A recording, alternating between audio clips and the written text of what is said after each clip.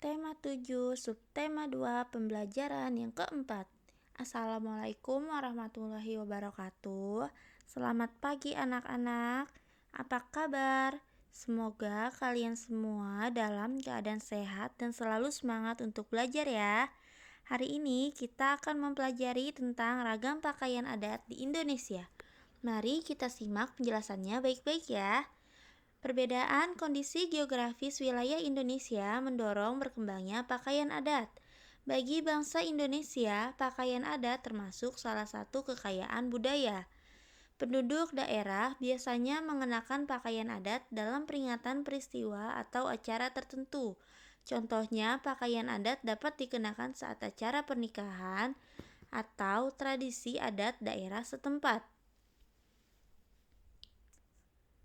Di beberapa daerah, pakaian adat dikelompokkan sesuai kedudukan atau status pemakainya dalam masyarakat. Contohnya, pakaian raja, kepala suku, atau bangsawan berbeda dengan pakaian adat rakyat biasa. Anak-anak, apakah ada yang tahu apa saja nama-nama pakaian adat di Indonesia? Nah, berikut ini beberapa pakaian adat yang ada di Indonesia. Yang pertama ada bundo kanduang atau limpapeh rumah nan gadang. Pakaian adat yang berasal dari daerah Minang Sumatera Barat ini terdiri atas beberapa bagian. Setiap bagian memiliki keunikannya masing-masing. Bagian paling atas adalah penutup kepala yang berbentuk runcing atau gonjong, menyerupai bentuk atap rumah Minangkabau. Penutup kepala ini disebut tingkuluak, namun para pengantin biasanya memakai hiasan yang disebut dengan suntiang.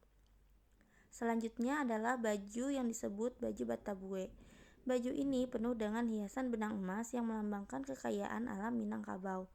Pada pinggir baju ada batas yang diberi benang emas dan disebut minsie. Baju bagian bawah berupa kain atau sarung yang disebut dengan lambak. Kain sarung dapat berupa kain tenun ataupun kain songket. Wanita Minang juga mengenakan selendang yang biasa disebut dengan salempang. Sebagai pelengkap, pakaian adat ini juga dilengkapi dengan perhiasan. Selanjutnya ada ulos. Ulos atau sering juga disebut kain adalah salah satu busana yang secara turun-temurun dikembangkan oleh masyarakat Batak, Sumatera Utara. Dari bahasa asalnya, ulos berarti kain. Ulos merupakan ciri khas berupa motif garis bergambar burung atau binatang yang tersusun rapi yang merupakan simbol sistem sosial masyarakat Batak. Selanjutnya ada baju kurung tanggung, yaitu pakaian adat dari Jambi. Disebut baju kurung tanggung karena ukuran lengan bajunya yang tanggung dan panjangnya tidak sampai pergelangan tangan atau melebihi sikut.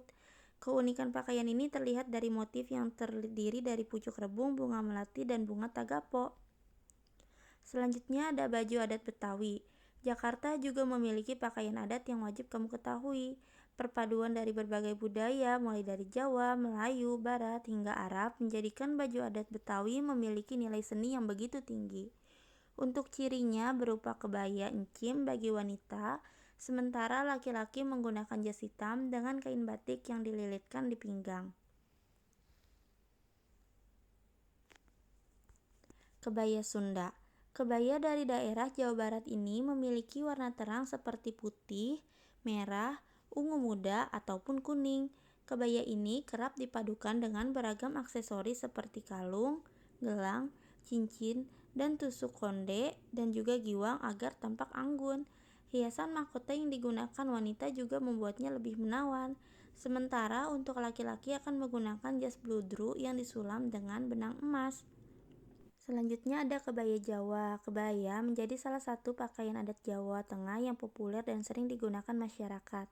Dengan dominasi warna hitam dan juga coklat, untuk laki-laki mengenakan pakaian jawi jangkep yang dikombinasikan dengan jarik, batik surjan, serta keris yang difungsikan sebagai aksesoris. Selanjutnya ada pesangan, yaitu baju khas Madura, Jawa Timur. Umumnya pakaian ini akan digunakan dalam acara resmi hingga upacara pernikahan.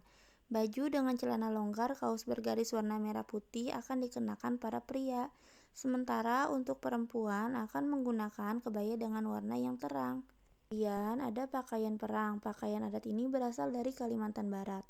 Laki-laki mengenakan celana sepanjang lutut dan baju berbentuk rompi dengan motif khas suku Dayak, serta dilengkapi dengan ikat kepala yang memiliki bulu burung enggang gading. Sementara untuk perempuan mengenakan kain panjang dan baju berbentuk rompi yang juga dilengkapi dengan ikat kepala. Lalu ada pakaian adat Bali. Untuk laki-laki, pakaian adatnya terdiri dari kain tradisional yang disebut kamen. Kain itu dibentuk simpul yang melambangkan pengabdian. Pakaian adat Bali untuk laki-laki dilengkapi dengan ikat kepala yang disebut dengan udeng. Untuk perempuan juga menggunakan kamen namun tidak dibentuk simpul. Kemudian dapat mengenakan kebaya Bali dan selendang yang diikat seperti sabuk. Saat mengenakan pakaian adat, rambut perempuan akan disanggul dan diberi hiasan bunga. Selanjutnya ada baju bodo. Suku Bugis di Sulawesi Selatan memiliki baju adat yang tidak kalah unik dan mempesona, yaitu baju bodo.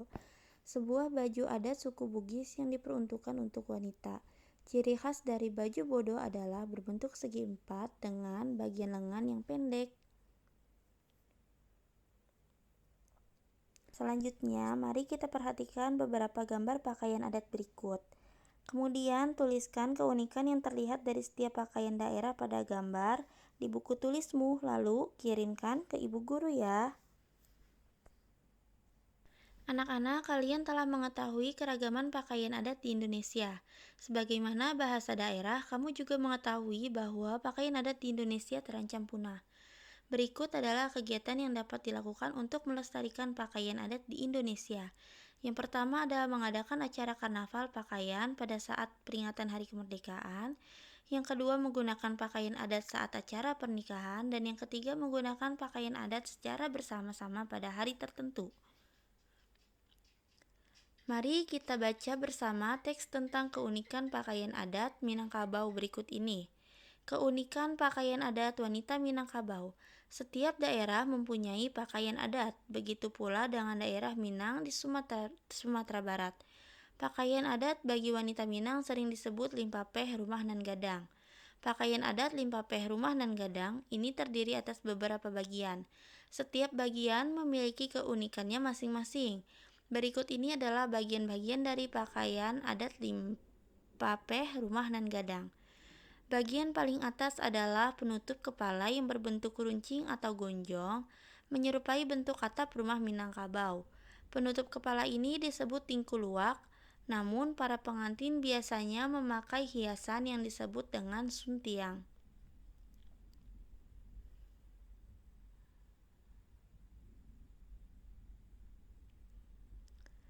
Selanjutnya adalah baju adat yang disebut baju Batabue.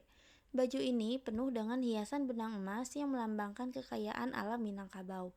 Corak hiasan benang emas beragam.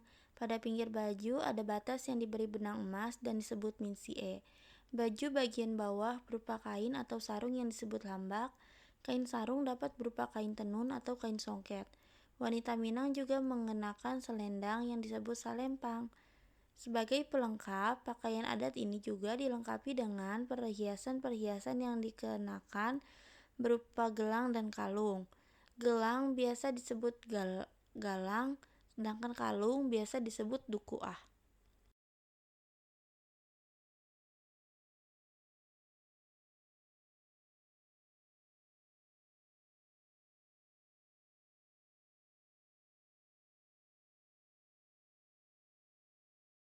Setelah kalian membaca teks tadi, sekarang tuliskan ide pokok dari setiap paragraf pada teks bacaan tentang keunikan pakaian adat Minangkabau tadi di buku tulismu, lalu kemudian foto dan kirimkan ke WhatsApp ibu ya.